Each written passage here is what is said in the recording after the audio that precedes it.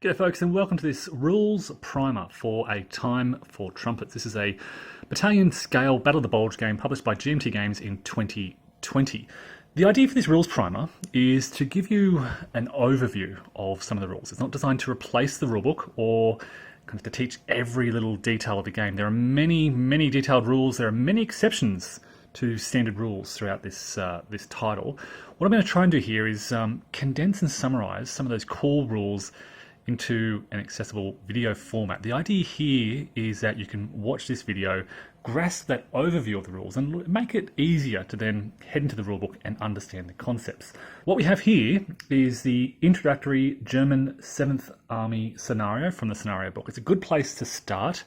Let's have a look at what we're looking at here. I want to begin in this video with information on counters, unit types, and command structures and coordinations. That's what I'm going to cover in this first video. It covers about the first 18 pages of that 64-page rulebook. So first of all, we need to pay attention to the colors on these units. And there are several things we're looking at. First of all, there are 3 ratings on your typical combat unit: combat factor, efficiency rating or morale, and a movement allowance. That middle number, the ER, is shown on pretty much all counters. And you'll notice that they are all highlighted in yellow across all these German units. This is an indication of army affiliation. So all the German 7th Army units have a yellow highlighted efficiency rating. You glance across this scenario and you'll notice they're pretty much all yellow. It's the same for the Americans. They have, the 1st Army has a white efficiency rating highlighted. So you'll notice that all these American units have their efficiency rating in the center highlighted in white. The 3rd Army has orange efficiency ratings. The German 5th Panzer Army has blue efficiency ratings. The German 6th Army has pink efficiency ratings. You can see on this artillery unit. So that's a quick and easy way to glance across and see what army we're looking at, what their affiliation is. That also extends to corps affiliations, but in a slightly different way. If you look within the NATO symbols on these German units, these units here and these here are both within the 7th Army, but they belong to different corps.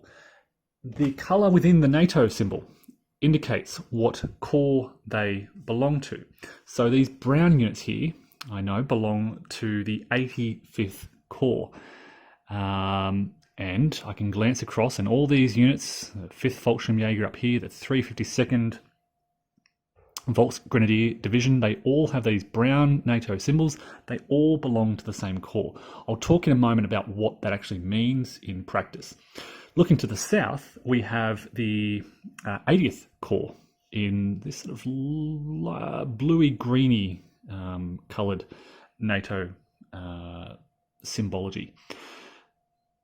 The 276th Volksgrenadier Division, and further to the south, the 212th Volksgrenadier Division, all have that same NATO colour, meaning they all belong to the same corps. And again, I'll talk about what that means in a moment.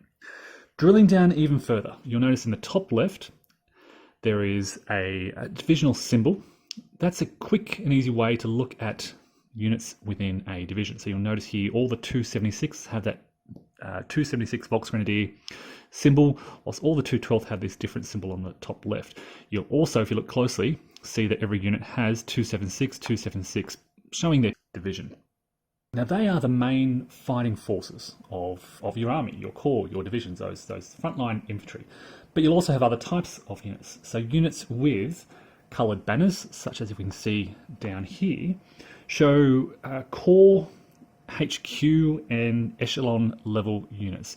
So basically this means that these units are operating at that core attachment level. They're attached to a core or to a headquarters.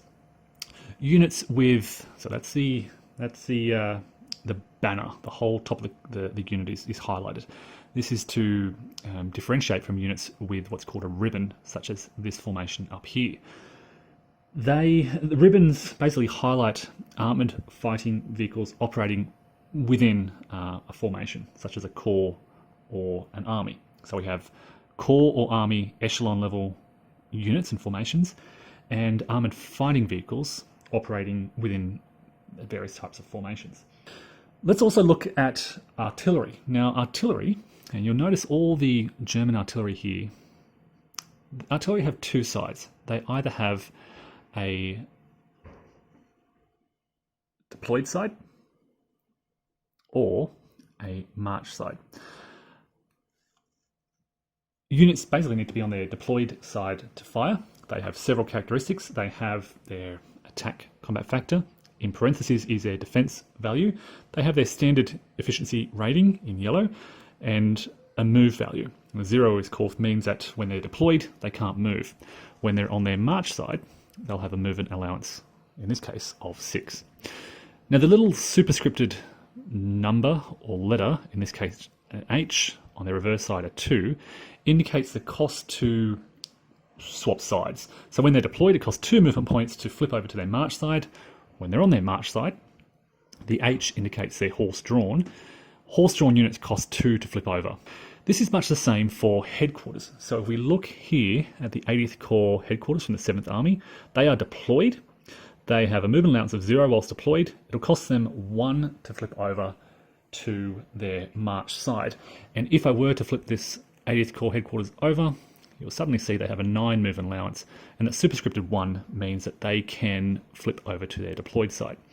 The main benefit for headquarters deploying is if you look in the top right, that's their command range. So when on their march side, they only have a command range of 10. I'll talk about command ranges in a moment. When deployed, they have a command range of 20. So when they're static, deployed, tents all set up, they command a much greater area. They also have a parenthesized combat factor, which means they cannot attack. They provide 1 combat factor in defense. Now, there are many exceptions to what I've just discussed. Some of the German formations do have, some of the German headquarters do have attack combat factors.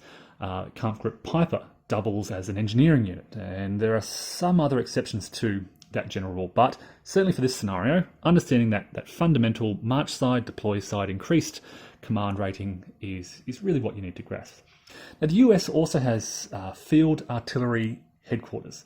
They function in much the same way, but they command a small group of artillery battalions. I'll talk about those in just a moment. There are also in this scenario command posts. They function much the same as headquarters. They simply extend that line of command, that line of communication, particularly during the early stages of the battle when you've got all these dispersed formations who need to be put in command. Those command posts help them by adding their command range to that formation. I also want to point out engineers. Now, there are different types of engineers in A Time for Trumpets, and they perform different roles at different levels. Allied, Army, and Corps engineers can pretty much do everything that engineers can do. Allied divisional engineers can do the same things, but they can't do Bailey Bridge construction. German Army engineers can do pretty much everything. German divisional and brigade level engineers can't do Bridge B or Bridge J construction. Okay, the Germans instead have special bridge engineers who only perform that bridge construction. So in this hex, for example, you'll notice we have different types of engineers. We have a divisional level engineer. They don't do bridge construction. We have army level engineers who can do everything. And there's the bridge.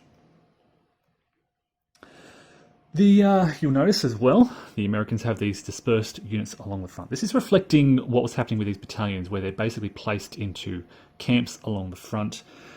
These dispersed units begin, this is basically a one-step infantry unit that's been flipped over to show that they're in these sort of little fortifications. They begin in these forts, and it increases, you'll notice, whatever their ER is, in this case it's a 4, it increases their efficiency rating to a 6 whilst they're in that fort on defense only. If you wish, you can flip this unit over and they can move around. They're instantly reduced back to their standard efficiency rating of 4. They cannot, once moved, once flipped over, they cannot return to the fort. If you flip them over and move them, that's okay, but they can't go back into the fort. Now these are one-step units. If the Germans attack these forts or they attack the dispersed units, they only have one step, they'll be killed and the fort will be killed as well.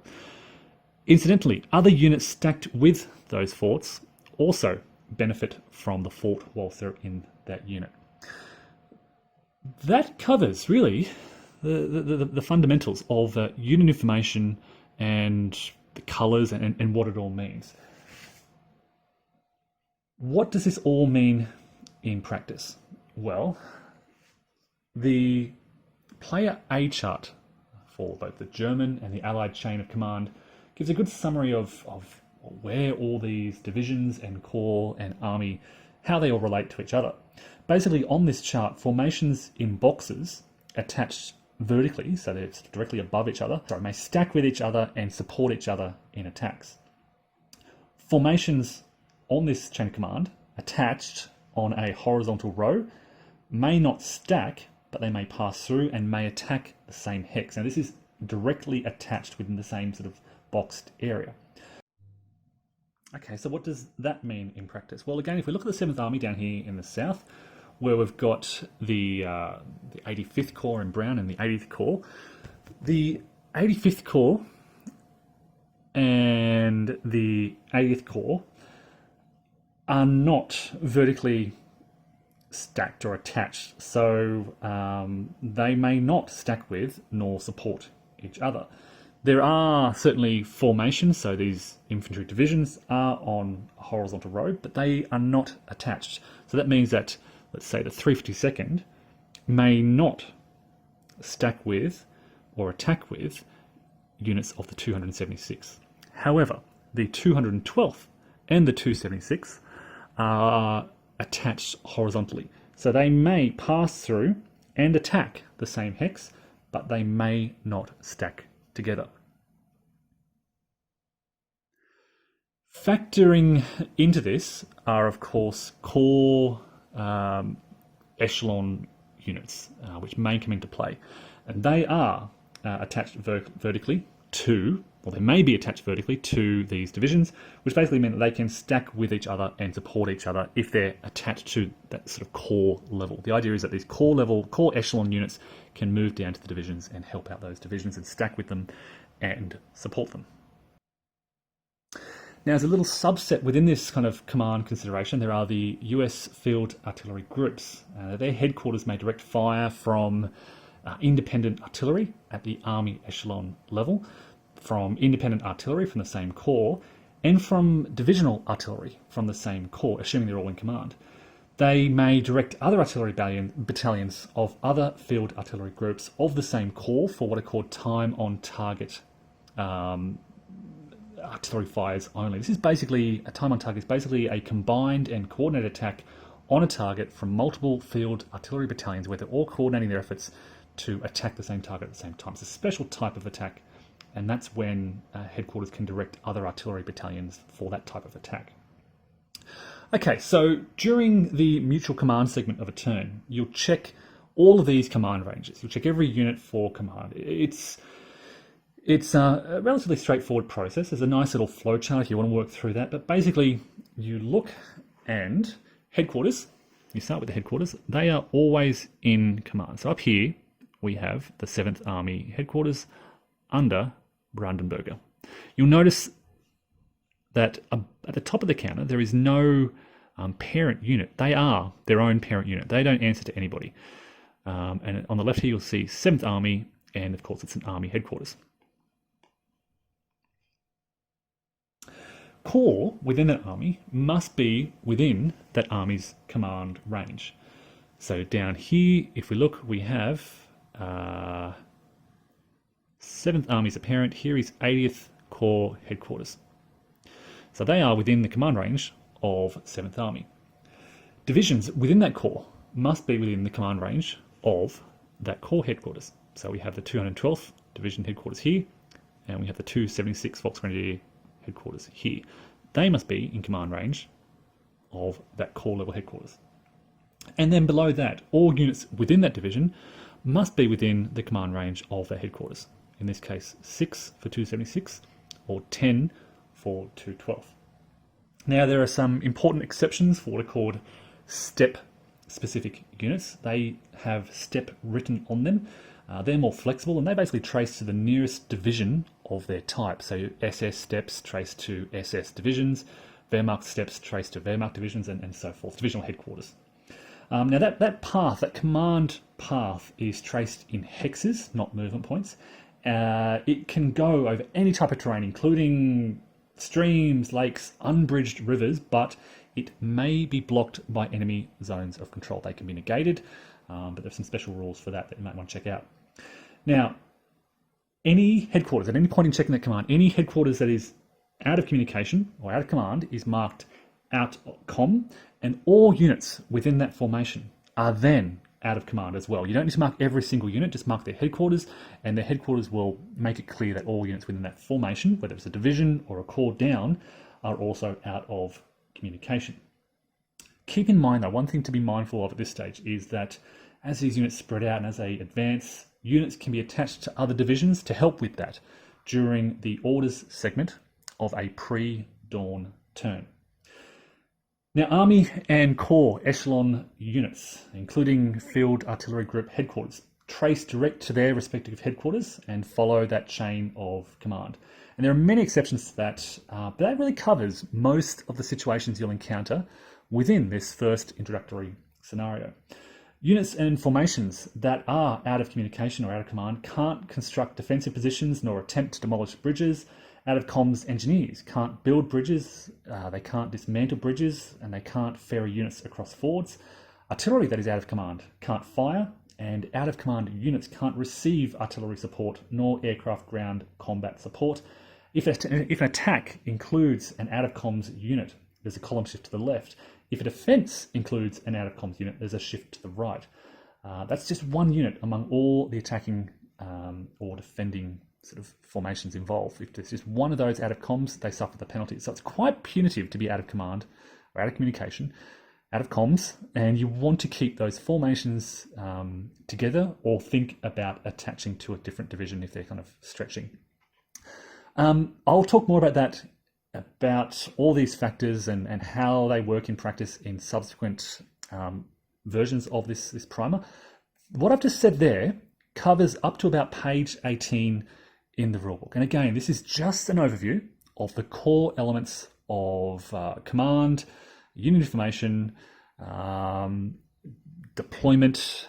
You'll notice something maybe I didn't point out clearly is that when a unit has this little shaded box, it is deployed. Let's say we flip this artillery to its march side, that shaded box disappears. And it's the same with headquarters.